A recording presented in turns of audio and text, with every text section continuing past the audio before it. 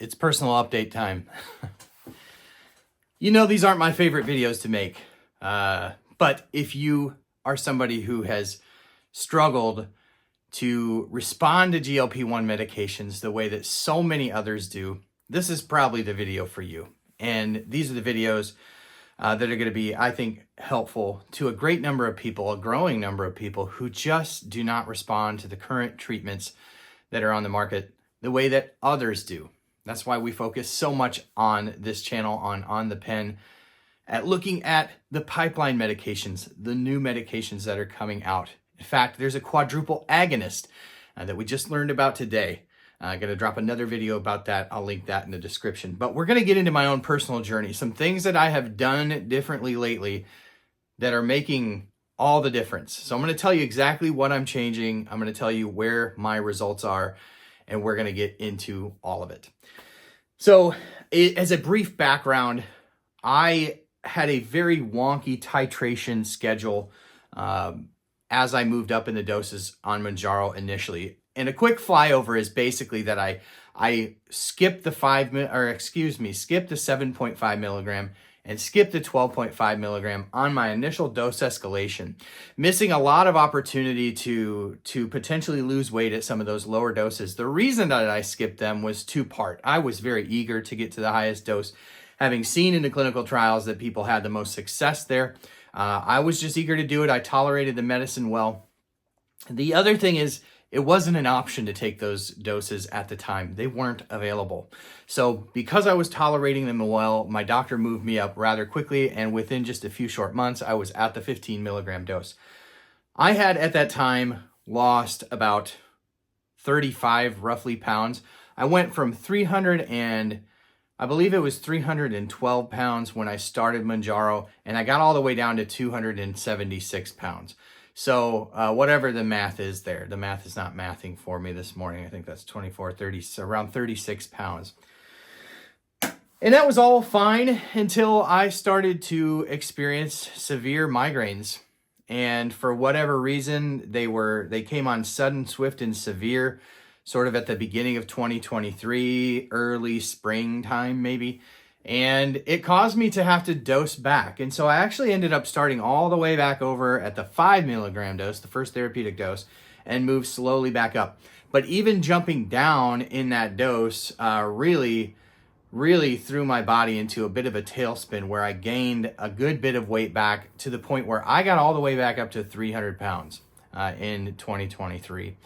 And so even for a little bit at the end of 2023, I had moved over to semaglutide, started taking Ozempic. I'm diabetic, if you're new here and you don't know my story, but I'm diabetic. I actually switched to Ozempic for a little while just to see if it worked better.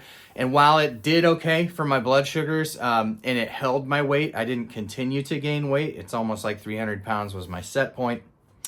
It just wasn't maybe as powerful as I needed it to be.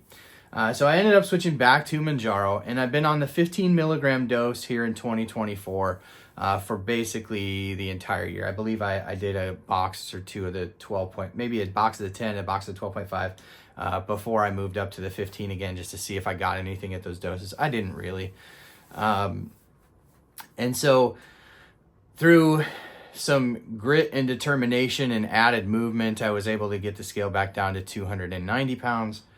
And really, I've been stuck there for the last 2 months. Now, over the last 2 months, I have changed jobs. I am no longer with the company where I was riding in the car all day. So basically driving around the state for the last 8 months in the car with very little reprieve, very little movement, very difficult to get your energy levels up as a diabetic, very difficult to get the appropriate amount of movement. So in changing jobs, I've been much more committed to movement, intentional movement. I mean, I'm an active dad. I have 4 kids. You could just ask the neighbors, poll the neighbors. I am outside with my kids playing all the time, very active with them. But I wanted to get in some more intentional movement now that I'm working from home and I can actually, take some breaks throughout the day to go around, walk. And so I've been doing that. Still didn't get the scale moving too much. For the last 2 months, I've been at that 290 pound mark and I haven't been able to move the needle. So kind of couple this because health is a total picture. It's not just about the number on the scale. It's about how you're feeling and how what you're doing, diet and exercise, how that fits into the total picture of your life. And so what I had found that was that when I was eating carbohydrates, I was still getting super high levels of fatigue. And so I decided to pull back on my carbohydrates and be a bit more restrictive with my carbohydrates, which if you followed my channel, you know that has been sort of the never-ending saga. I wanted to do it a little bit differently this time. I wanted to be intentional about getting my body into a ketogenic state, the fat burning state, because I've eaten low carb on and off for the last couple of years. I am diabetic, and so it's just what I find is the way that I can eat best to control not only my blood sugars but my energy levels throughout the day. Ketogenic diet is a diet. It is not the diet. It is not the be-all end-all diet. This is not diet advice. This is not medical advice. This is just what I'm doing. And much to my surprise, over the last 2 weeks, with incorporating a couple things that I haven't in the past, I have actually been able to lose 3 pounds each week. Now I'm down to 284. So I've been able to drop 6 pounds in the last 2 weeks, which is a huge movement for me. Now I've been on the 15 milligram for all intents and purposes, the little sabbatical with the Ozempic and the titrating up once I got back on it.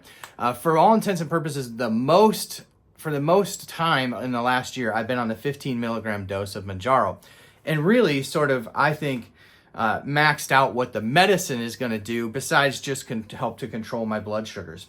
So this time I wanted to do a little bit different. So you may or may not know that I have recently become a community advisor with Ro. And Ro is an amazing telemedicine company. They have a program called Ro Body, where patients who get on the Ro Body program can couple lifestyle modifications with GLP-1 medications where medically appropriate, and they can lose 15 to 20% of their body weight on the Ro Body program. Of course, if you want to check that out, you can go to ro.co/OTP. You can learn all about that. And also, there's going to be warnings about all the medications, the side effects. They're going to have that just a couple clicks away at their website if you want to learn more about GLP-1 medications. So I've been working with Ro, and that's actually not what I was going to talk about for purposes of this video. What I'm talking about for purposes of this video is this is one thing that I did start. This is the Ro Testosterone Support vitamin. It's basically a dietary supplement, and it has really good levels of vitamin D.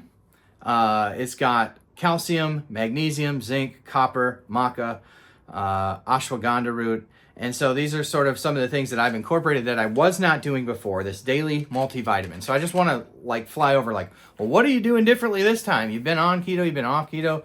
This is one of the things I've been doing differently. Could it be that maybe the increased levels of vitamin D is helping my liver function better?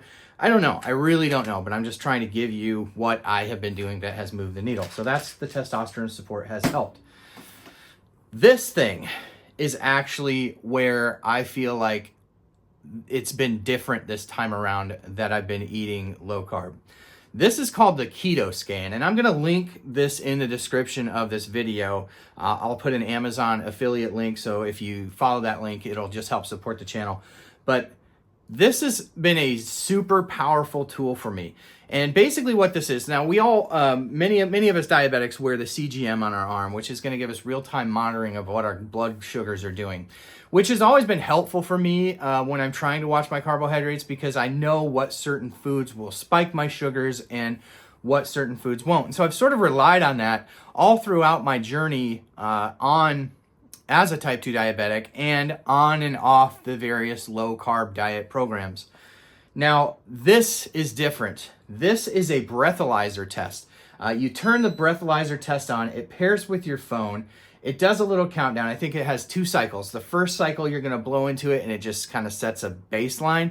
Then you do it again, and it's going to actually give you a readout of the acetone in your breath, which is going to tell you what level of ketosis, how many ketones you are burning, which is actually the fat stores in your body. So I'll just do this on camera once. you hear that little beep at the end. It'll give me a check mark and it'll say okay. And then after a couple seconds, it'll start another countdown, and that'll be the actual test. But as a byproduct of burning the fat on your body, you have acetone in your breath. And so this is algorithmically programmed to basically decipher the acetone in your breath to give you the rating of ketosis that you're in. And then it actually, I can't show you, but maybe I'll screen record it. It'll show you on your app what level of ketosis you're in. It just tells you how efficiently your body is burning its body fat at the moment.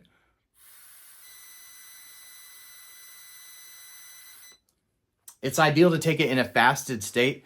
So like first thing in the morning, and then you can see 6.3 is the readout, which is a very decent level of ketosis. The reason that this, I think, has changed the game for me personally is because I was relying on my blood sugar spikes to tell me whether the foods that I was eating, and there are so many low carb foods out there, but they are not all created equal. And one low carb food may be processed different by somebody's body, and it may be processed different by yours. And I was really relying on the feedback from the glucose monitor to tell me you're doing good or you're not doing good. But that doesn't tell me anything about the level of ketosis and whether it just basically tells me that my body's efficiently using the glucose well, but it's not giving me the proper information to know whether ketosis is still happening and that burning of the body fat. And so what I've noticed is I'll wake up in the morning, I'll do this keto test, and I will see how well I did the day before eating keto, so that overnight I was burning body fat. And then that helps me to know that if it's lower one day, I go back through the foods that I ate the day before and I go, okay, that was something new. That probably doesn't work really well for me, so I am going to cut that one out. And it's really helped me to dial in my diet a little bit to know not only like, okay, I can eat the things that I enjoy eating as a diabetic that are lower in carbohydrates, but in order to kind of jumpstart that weight loss, what are the things that I am eating that I could remove from that process to actually see some added benefit from a ketosis standpoint? So really, do I love the fact that I'm re-engaging in a ketogenic diet? I don't love it, but as a type 2 diabetic, I just found that it just works for me to control my diabetes. It's a diet that I can live with to control my diabetes. Where I've struggled with it is that I just haven't been able to lose the weight. But it is highly possible that it is because I have been relying on my glucose monitor to sort of give me that feedback where I feel like maybe I needed an extra boost from another tool that actually directly measured my ketones to see if the foods that I was eating is keeping me in ketosis. And so keto is not for everybody. It may not be for you, and I'm certainly no keto zealot. It's a way to lose weight for some people. And it's just something that as a type 2 diabetic, I'm just trying to figure out because I just so desperately want to be able to get my weight down into a more manageable, healthy range. There are other ways that you can check your ketones. There's something called a Keto Mojo. I don't have one currently, but it's basically like a blood glucose test where you prick your finger and you stick a little reader into a machine, you dab your blood spot, and then it'll give you your blood readings for your ketone level. So that's another way that you could do this. The cool thing about this, and I'm sure the Keto Mojo, which I'll link in the description as well, I was able to buy this with my health savings account card.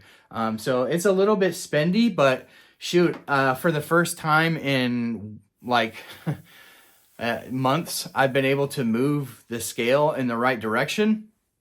I'll pay it, right? So I wanted to give you an update. These updates, again, you could probably tell how much I'm stuttering and stammering through my words. This personal story stuff is not my wheelhouse typically. It's not the topic that I'm the most comfortable talking about. But I know that there are so many other people that struggle, whether diabetic or non-diabetic, to respond to these medications the way that they do see others responding to them, whether in YouTube videos or Facebook groups or whatever. And you just kind of start looking at yourself like, what's wrong with me? Why can't this happen for me too? And so I want you to know, if that's you today, let not your heart be troubled, right? There are new medications on the horizon. There are things that we can tweak and move around. Talk to your doctor, talk to a dietitian. Do the next thing. Just do the next thing, because the future is so bright when it comes to medications. We've got CagriSema probably sometime in the next maybe even 15 months. We could have CagriSema hit the market, which is semaglutide plus cagrilintide, a really exciting co-agonist. We're super excited for that one. Of course, retatrutide is going to come out about a year after that. And so the future is really bright with these next generation of medications that are just around the corner. We're going to hang in there together. We're going to continue to enjoy community together, and we're going to share our successes. We're going to share when we lose 6 pounds in 2 weeks, and it's been literally years since I've dropped weight that fast. And we're also going to share in we're going to commiserate with each other when it's time to commiserate, because this can be a very frustrating journey. So if that's you, I hope you'll stick around. I hope you'll subscribe to the channel. We cover all things GLP-1 news. We cover it before anyone else, weeks before the media covers many things. And we try to be the first with the information, with great information, whether it's savings card related or insurance related, new medications on the market, or things that Eli Lilly is doing that make us go, or Novo Nordisk for that fact. This upcoming week, we have a hearing on Capitol Hill about the price of GLP-1 medications with Bernie Sanders' HELP committee. He's the chairman. It's a bipartisan committee, and they'll be talking to the CEO of Novo Nordisk about the exorbitant cost of their medications in the U.S. So we'll be covering all that wall to wall. And we do a podcast and a weekly show on Thursday night at 9 p.m. Central every week. We're 82 episodes deep.